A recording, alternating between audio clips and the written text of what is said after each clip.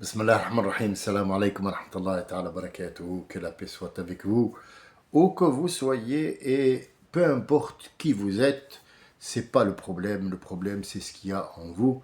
Et je viens d'avoir une conversation avec un frère, je viens juste de raccrocher, j'allais pour continuer dans la continuation de la sourate de Saad. Et il m'a attiré l'attention sur quelque chose qui est important. Il m'a dit freine un peu parce que là tu m'as perdu. Il l'a dit en clair, net, tu m'as perdu. Il y a un moment où je sais plus qui est le nous, qui est le vous, c'est quoi, naf c'est quoi, rouh c'est quoi, tout. Ah d'accord. Donc avant d'aller plus loin, je voulais juste d'abord vous souhaiter la paix intérieure. Aussi, il y a un dua qui se dit, c'est une demande à Allah Azzawajal, une demande qui ne peut pas être refusée. Elle prendra le temps qu'elle prendra, parfois c'est dans la seconde, parfois il faut qu'il y ait des étapes pour arriver à ça. Ce dua, Allahumma a'allimna. Allahumma, c'est pas comme Ya Allah ou Ya Rabbi. Rabbi, on a vu que Rab, c'est tout ce qui est donation. Et si ce qu'on demande, nous, ce n'est pas une donation. Ce qu'on demande, c'est la compréhension des choses. Et la compréhension des choses, ce n'est pas une donation. C'est un mécanisme de percussion et de détente qu'on trouve dans les armes à feu, qui va faire cette étincelle pour exploser l'essence. Donc ce n'est pas une donation, c'est un mouvement. Allah il dit Man arad Allahu bihi hikma, celui que Dieu, la divinité, a voulu faire de lui quelque chose de bien, et je dis bien chose et pas être humain, quelque chose de bien, il va lui donner al-hikma, ça veut dire la compréhension des choses au plus profond qu'elles soient.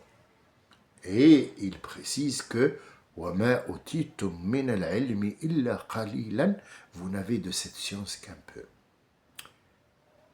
Je vais répondre à notre ami Rachid pour lui dire d'abord que Rachid, son nom, c'est celui qui a Ar-Rushd, qui a Al-Hikma. Donc déjà, la personne, elle porte un petit peu de ce savoir. Ar-Rachid, c'est celui qui a toutes ses neurones et qui est ouvert à tout ça. Ça s'appelle Ar-Rachid, celui qui prend les bonnes décisions, celui qui a Al-Hikma. Ce n'est pas Al-Hakim, mais Ar-Rushd. Et le premier qui a eu Rushd, c'est Ibrahim. Il a eu à 14 ans. Il a compris que ce soleil et ses astres ont un rôle à jouer et ce ne sont pas des dieux. Pour avoir cette vision, il faut vraiment avoir Rushd. Donc, Abu Rushd, je vais te répondre tout de suite. Comme ça, les autres en profitent aussi.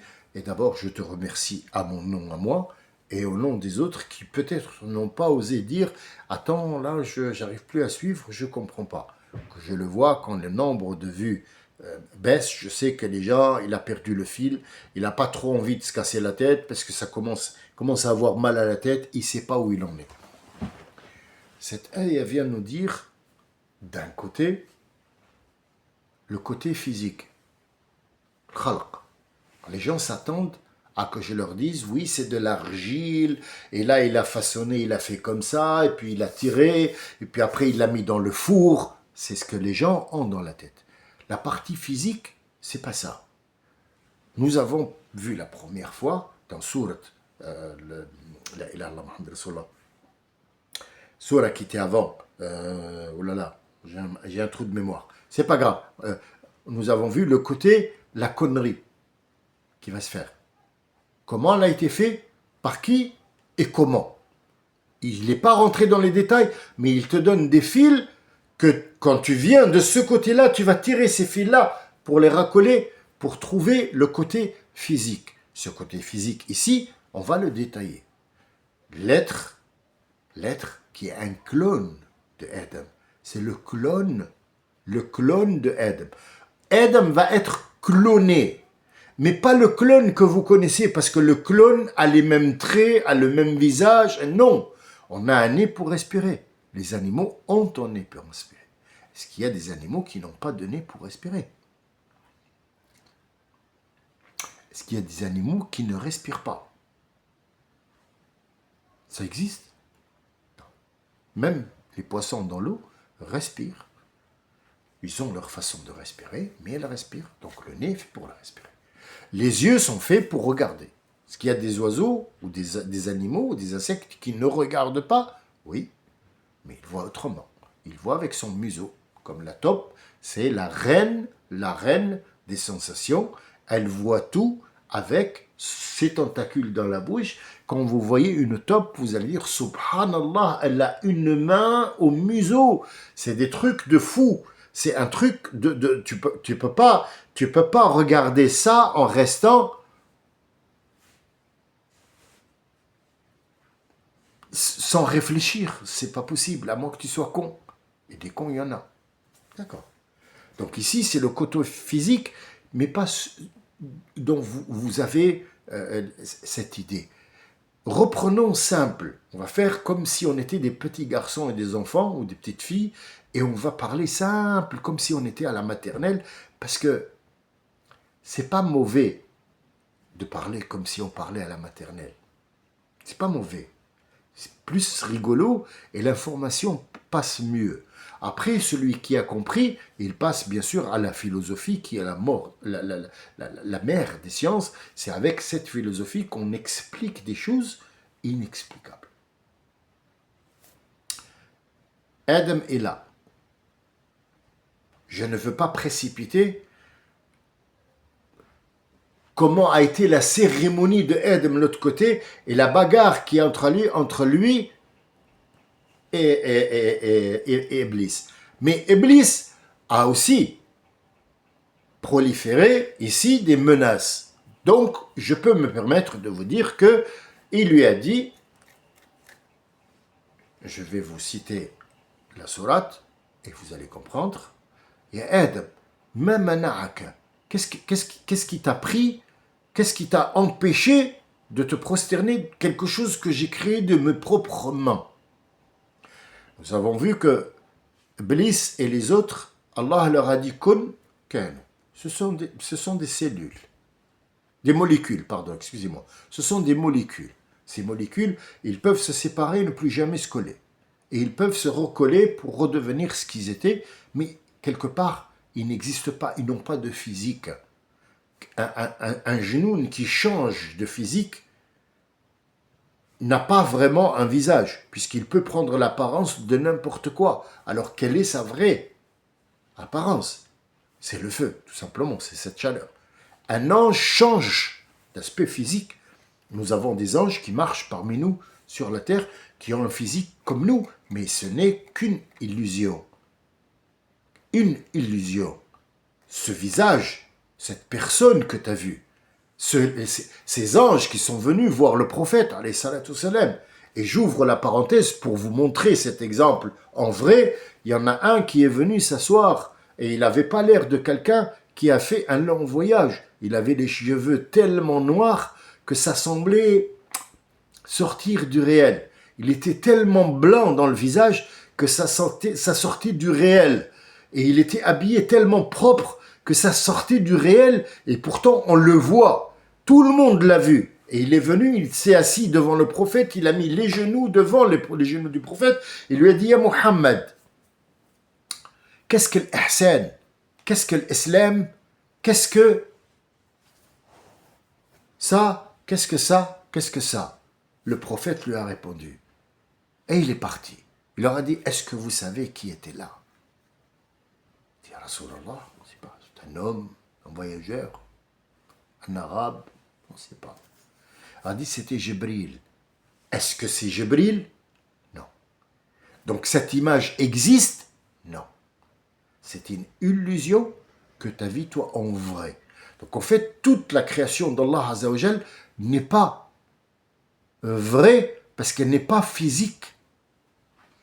Sauf l'être humain est physique. Il va avoir trois choses. Cet être qui vient de Adam, c'est une cellule de Adam, un clonage, qui va avoir un nez, des oreilles comme Adam, sauf qu'il va avoir une différence dans l'apparence. Et c'est fait pour quelque chose, bien sûr, mais on va dire que c'est un clonage. Il fonctionne de la même manière. Et il peut tomber en panne aussi. Il va avoir ce qu'on appelle le corps qui est physique. Et il va avoir cette nafs qui existe, mais qui n'est pas physique. On ne peut pas la toucher. Elle n'est pas physique. Et elle a ce logiciel qui dit Ruh, l'âme. Qu'est-ce que l'âme? L'âme, Yas'alunaka ya Muhammad an ar-ruh.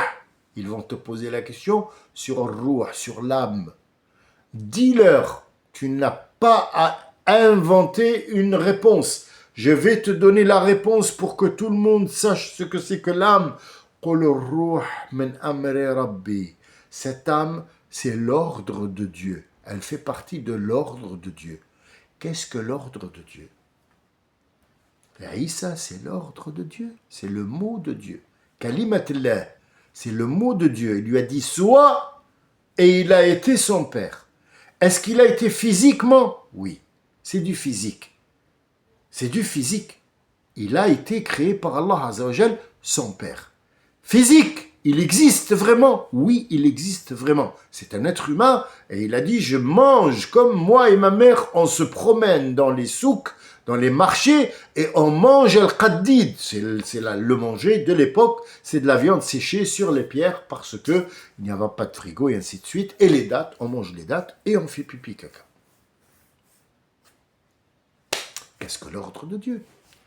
Il faut savoir qu'après ce verset, il y a tout de suite derrière, il y a le reste du verset.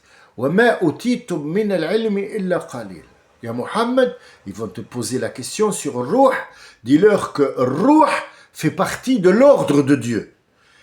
Une goutte d'eau qui est fabriquée, ou qui est créée, si vous voulez, à partir de deux molécules d'hydrogène et une molécule d'oxygène, pour qu'elle soit une goutte d'eau, il leur faut le troisième élément qui est cette chaleur, qui est ces ondes et sur laquelle M. Rached m'a posé la question et je vais y revenir, vous allez voir, c'est très simple, on parle d'un langage maternel. Ces trois trucs, tu mets l'oxygène et l'hydrogène, il ne se passe rien. Quand est-ce qu'ils vont exploser? Quand je dis exploser, ça veut dire qu'ils vont changer autre chose quand il y a ce frottement, cette chaleur, cette onde, cette hertz, cette électricité. Alors, elle porte énormément de noms, mais Ataqa, cette énergie que nous connaissons sur plusieurs noms, l'électricité statique, l'électricité je sais pas quoi, l'électricité faible, le courant fort, le courant faible, les fils électriques, le truc machin, les ondes qu'on reçoit de la télé, les ondes qu'on reçoit de la radio, les ondes qui passent entre les gens. Donc voilà, ici, on est sur la même longueur d'onde. Ouais, on se comprend, on est juste, on a les mêmes, on a une bonne réception. En fait, ils savent de quoi ils parlent, mais ils sont pas conscients de ce qu'ils disent. Ils le savent. Tout ça, il prend plusieurs mots parce que il est séparé. Chez les Bédouins, on dit « Tu nous fais du thé ?» Ouais. Hop, il boit le thé, Allah, alhamdulillah. Il refait le thé. Le problème, c'est qu'il ne va pas vraiment le refaire. Il va rajouter de l'eau. Donc on lui dit « C'est la première pression ?» Non. Il leur dit « C'est la deuxième pression. » à chaud. C'est comme l'huile d'olive. Première pression, deuxième pression, troisième, quatrième, jusqu'à la cinquième, on va faire un lubrifiant de l'huile Ah! Mais tout ça, ça vient d'où? Ça vient de l'huile, de l'olive. L'olive vient de l'olivier. L'olivier vient de la terre.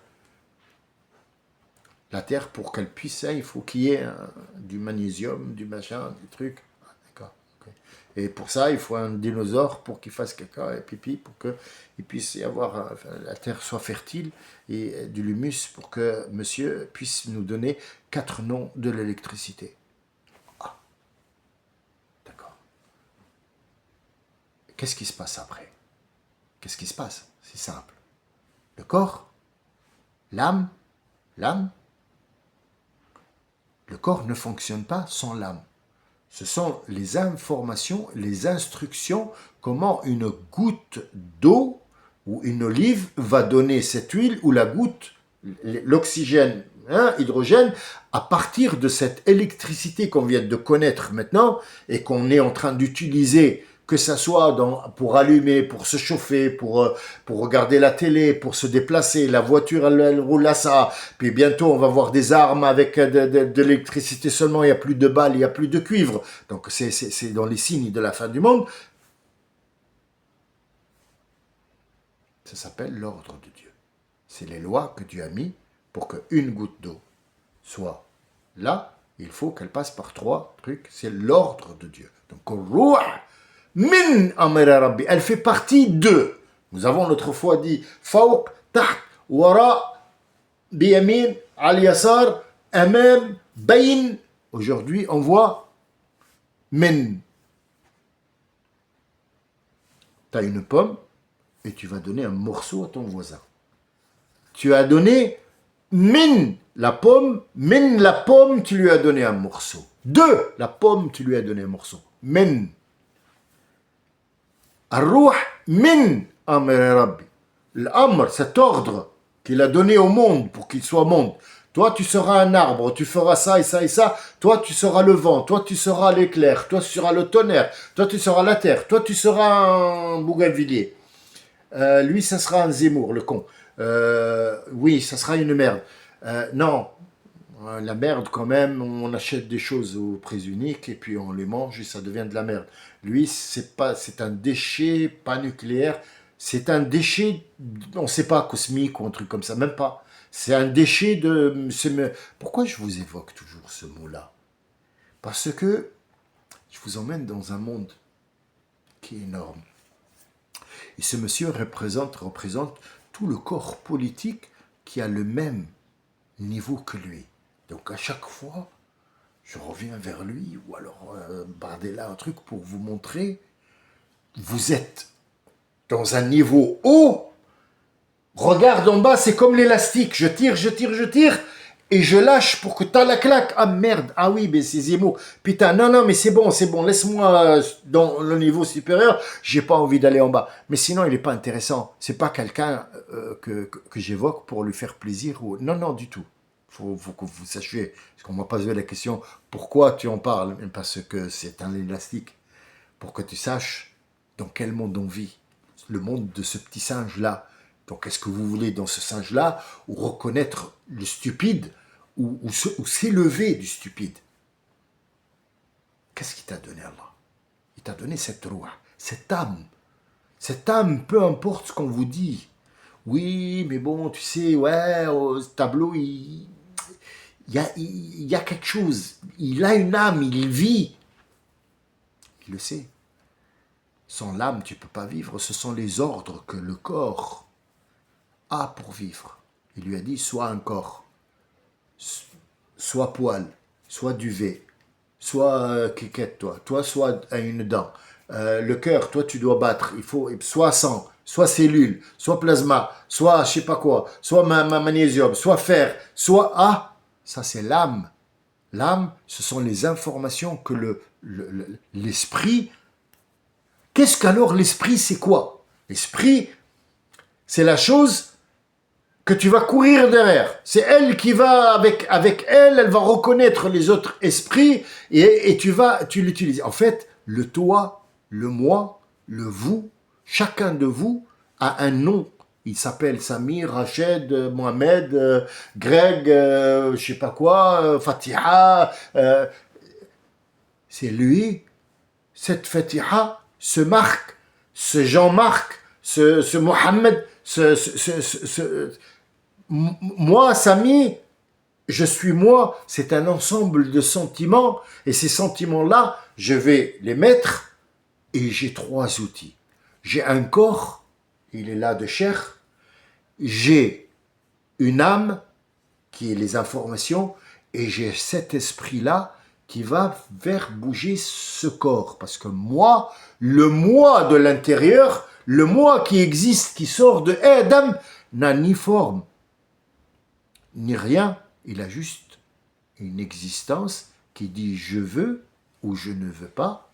Et le doua qui nous a appris le prophète, Ya Rabbi, ne nous laisse pas, ne serait-ce qu'un éclair, ne serait-ce qu'un battement de cils à notre nafs, à cet esprit, ne le laisse pas sous son emprise. Malheureusement, on est sous l'emprise tous de cette nafs qui joue. Et il a dit, cette nafs, elle va jouer, elle va vous ordonner des choses, les envies. Elle va vous donner les envies. Elle a envie. Elle a envie de s'évader. Elle a envie de rigoler. Elle a envie d'être perdue. Elle n'a pas envie d'être emprisonnée dans ce corps. Elle va l'utiliser. C'est le corps qui reçoit. Il y a une différence entre un rapport sexuel qui est animal et qui dure 5 secondes, et il y a ce qu'on appelle cet amour que tu portes pour cette femme, où tu n'es pas obligé de lui faire l'amour, mais tu vas lui faire l'amour autrement, et Allah t'a donné la possibilité, pas avec ton esprit, pas avec ton corps, pas avec le savoir, mais avec le toi qui va aimer elle. Et elle, malheureusement, elle est dans un corps. Donc si tu vas aimer son corps va vieillir, tu ne vas pas la reconnaître. Mais pourquoi je reste avec cette dame 30 et 40 ans de mariage et on s'est mariés et on s'est liés? Parce que le toi et le elle, ils se sont aimés, attirés. Même s'ils sont différents, ils se sont attirés. Quelle est la différence entre toi et elle? Quelles sont les différences qui existent entre un couple, une femme et un homme?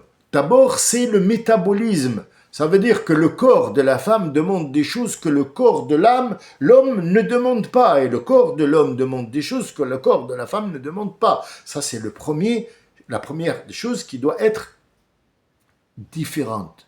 Si la dame aime les dames et que l'homme aime l'homme, c'est pas dans l'ordre des choses. C'est pas dans l'ordre des choses. Deuxièmement, ce qui va donner la graine et la continuité et la reproduction, c'est le corps. Parce qu'il a été fabriqué, il existe. On ne peut pas dire j'ai un fils d'une génia que vous ne pouvez pas voir parce que c'est mon fils. Arrête tes conneries. Le génia, elle est fabriquée d'autres choses et ton corps, il est fabriqué d'autres choses. Ils ne peuvent pas se mélanger, ils ne peuvent pas donner un sperme. Ni toi, tu peux donner un sperme, ni elle, elle a un ovaire. Et ce n'est même pas une femme. Donc c'est autre chose, c'est une autre matière que tu ne peux pas toucher. Tu peux peut-être la voir, mais tu ne la verras jamais sur son aspect, puisqu'elle n'en a pas. Son aspect, c'est se transformer à volonté. Toi, tu ne pourras pas te transformer. Donc toi, tu n'es pas transportable, tu es physique. Or, eux, tu peux faire une télétransportation d'une image ou de la forme que eux, ils veulent prendre, et ils peuvent se promener dans ces hertz, ces ondes que toi, tu ne fais que subir ou donner. J'espère que ça a été clair pour l'être humain. Pourquoi Allah il a dit à Iblis, pourquoi tu t'es pas prosterné devant cette magnifique création que j'ai faite de mes propres mains? C'est une création à qui j'ai donné 3 matériaux, 3 choses, 3 éléments que tu n'as pas toi. Il est physique et il est en même temps pas métaphysique et il a la science, ce que tu n'as pas. Toi, tu as le visionnage. Donc, il a vu la vision. Adam, il est monté en haut, je vous ai dit l'autre fois, je vous dirai pourquoi. Parce que il s'est fait pieux. Très pieux. Il n'y a pas un endroit que Bliss n'a pas visité sur Terre et qui ne s'est pas posé la question, qu'est-ce que c'est et ça sert à quoi? Il n'y a pas un seul 25 cm, où il a pas mis la tête pour se prosterner pour Allah, juste parce qu'il voulait monter dans les cieux, qui était interdit pour Shnoun. Ils avaient juste un niveau, ils pouvaient monter dans le premier ciel seulement. Or, aujourd'hui, ils ne peuvent pas monter dans le premier ciel, ils sont juste en orbite, et quand ils sont en orbite pour voir ce qui se passe dans le deuxième ciel, parce que c'est là que tout se passe, l'administration terrestre se passe au premier ciel en haut, et ils sont automatiquement éjectés ou alors lapidés par ce qu'on appelle, nous, une étoile filante. Pour nous, ça a une explication, l'être humain qui ne croit pas en Dieu. Il va dire que c'est un fragment qui est rentré dans l'atmosphère et qui est allé s'écraser en Amérique. Pourquoi les fragments n'atterrissent qu'en Amérique? Mais pourquoi il n'y a que des choses qui arrivent en Amérique? Et pourquoi en Tunisie, je sais pas, un truc, moi, Poutine, ta mère. Et en Tunisie, pourquoi j'ai pas un fragment? Pourquoi il faut que j'aille en Amérique pour trouver un fragment? Voyez le mensonge. Ils sont là les mensonges en fait. S'il y a un truc qui arrive, il arrive en Amérique, parce que c'est le peuple élu. Ou alors en Israël. Mais tout le reste, il n'arrive rien du tout, ils sont là. On peut dormir à la belle étoile, il n'y a pas de toile filante, il n'y a rien du tout. On n'a que les femmes qui sont habitées par Genoun, soi-disant. Ah, qu'est-ce qu'il y a? Ça y est, le Genoun, il est habité dedans. Et s'il est habité dedans, c'est une coquille. Ça, voilà, dans la mer, ça devient un mollusque. Problème si on n'arrive pas à comprendre ça.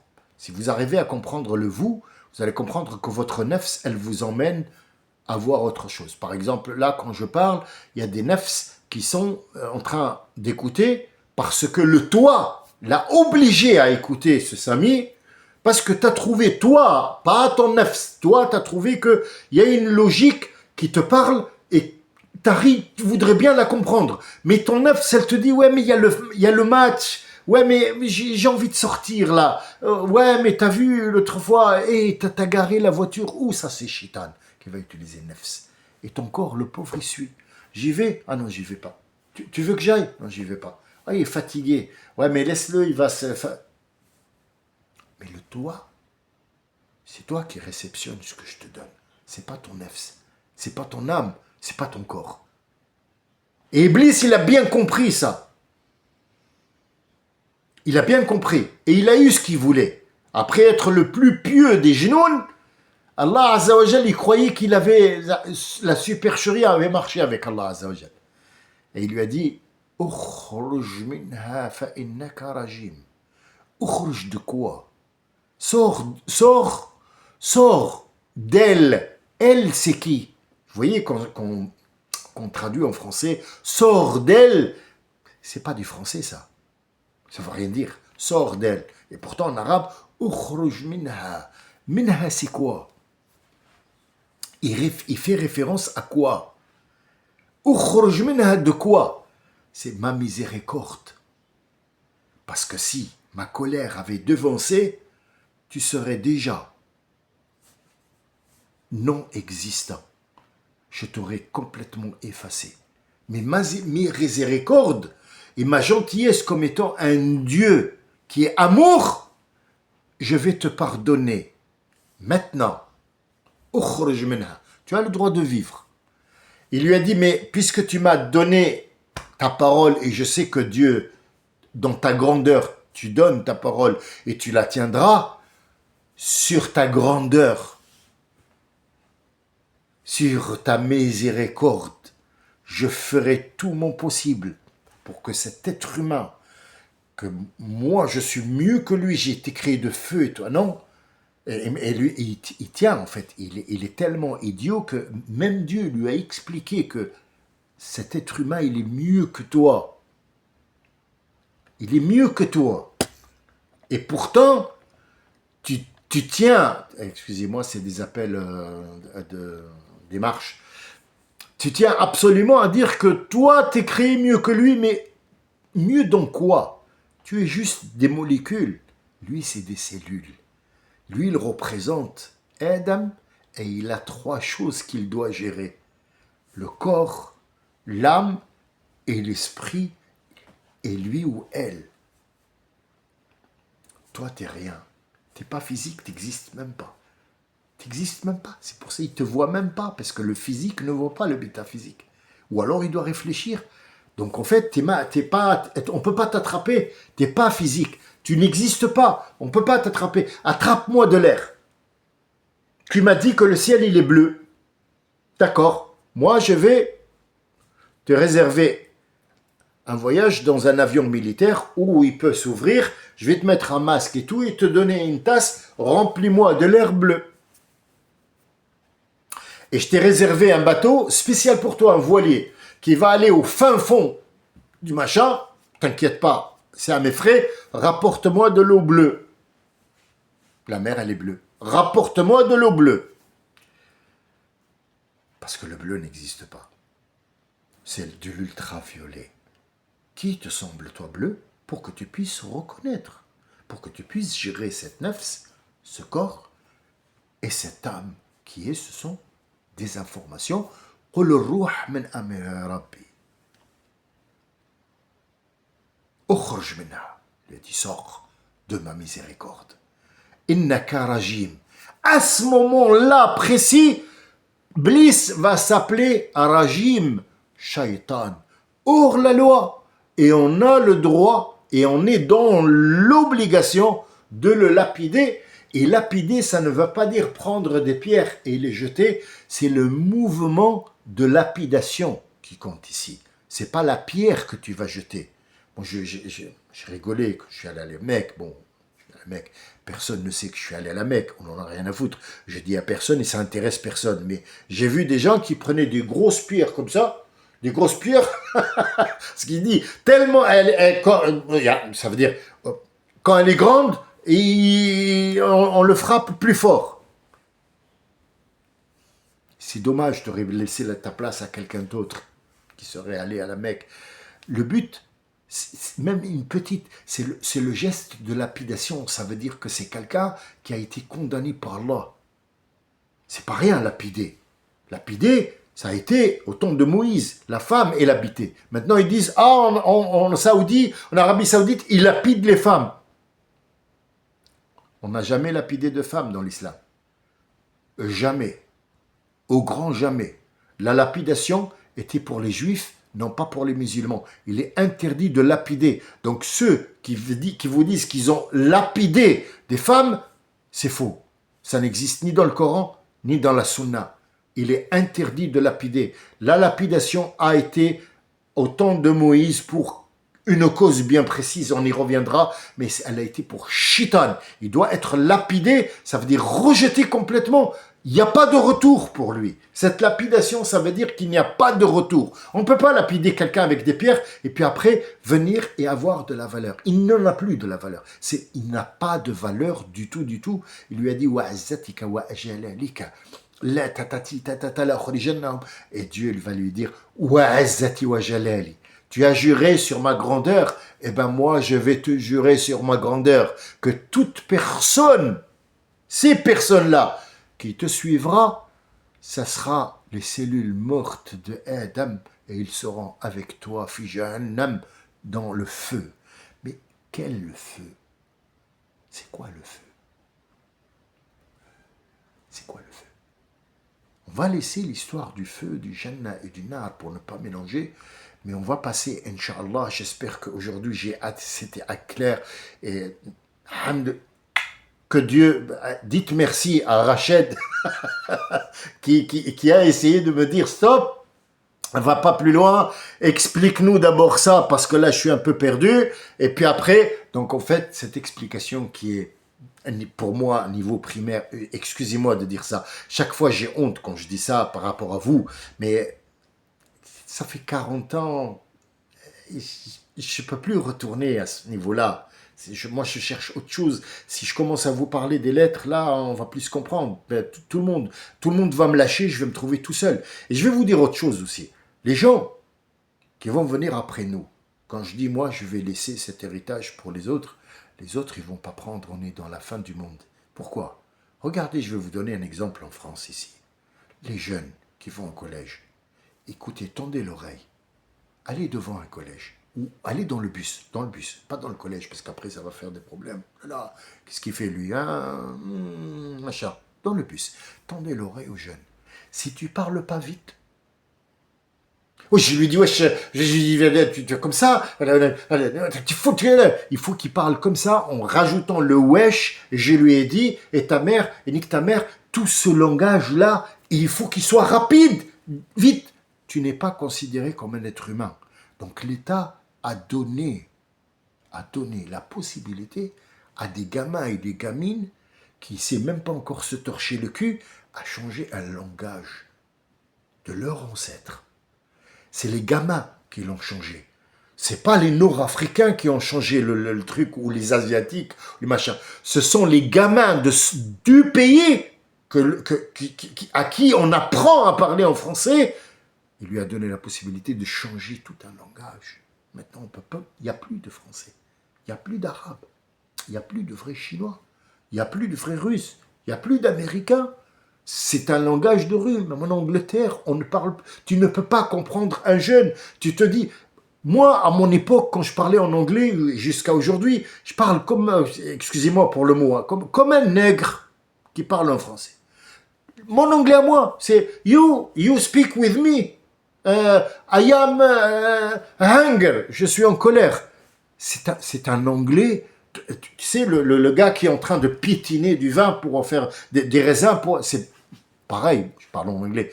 Mais à certains moments, on pratique, et puis après, à un certain moment, on pratique plus.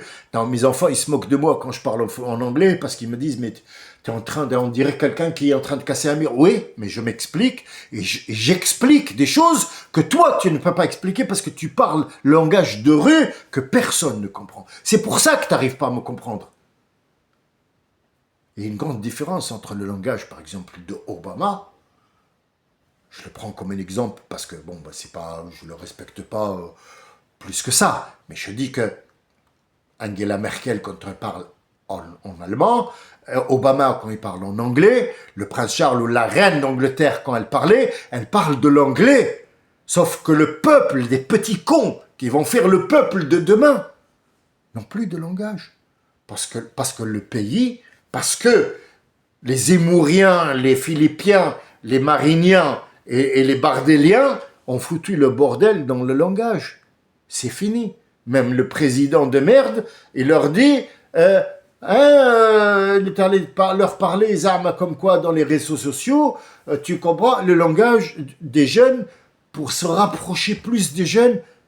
Qu'est-ce que tu fais? Qu'est-ce que tu es en train de faire? S'il n'y a plus de langage, à quoi ça sert ce que tu fais? C'est les banques qui dirigent tout. Il n'y a plus d'êtres humains. Où sont les êtres humains qui vont comprendre quelle est la différence entre âme, esprit, corps? Où il est le toit? 99,99 ne savent pas qui est le toit. Et je vous défie, je vous lance le défi. À part beaucoup d'écrivains qui ont touché de loin, comme Nietzsche par exemple, il a touché de loin le sujet, mais il est resté sur ses réserves parce qu'il n'avait pas ce savoir. Il a évoqué énormément, on a parlé avec Rachid de ce Nietzsche il a touché beaucoup de points sensibles que les gens n'ont pas compris. C'est pour ça qu'ils ne le lisent pas. Ça ne veut pas dire que je vous pousse à aller lire Nietzsche. Je pense, je suis mieux placé que Nietzsche pour vous parler de ce sujet-là, parce que lui, il a juste touché, il a reculé. 99,99%, à part vous, les 15 ou 20 personnes qui ont entendu ça, il y en a 5 d'entre eux qui ont bien compris l'histoire de Nafs, l'âme, l'esprit, le corps et le moi. Tout le reste, je vous lance le défi. Si vous trouvez, faites le tour sur l'internet de tout ce que vous voulez. Allez dans n'importe quel pays, choisissez le shir le plus grand du monde. Comme diraient les juifs, mon fils, c'est le plus grand chirurgien. Grand chirurgien. Viens, je te montre mon fils, viens. C'est lui, les grands chirurgiens. Personne n'a rien compris. Ils ne comprennent rien du tout. Et c'est ça le problème. On est à 40 minutes, c'est ce que j'avais prévu. Je vous remercie de votre écoute. J'aurai peut-être, la prochaine fois, on va voir le côté l'autre côté qui est très important, la cérémonie, et ce qui s'est passé dans la cérémonie, et comment la descente a été pour Adam sur cette ville. Salam alaikum wa rahmatullahi wa barakatuh.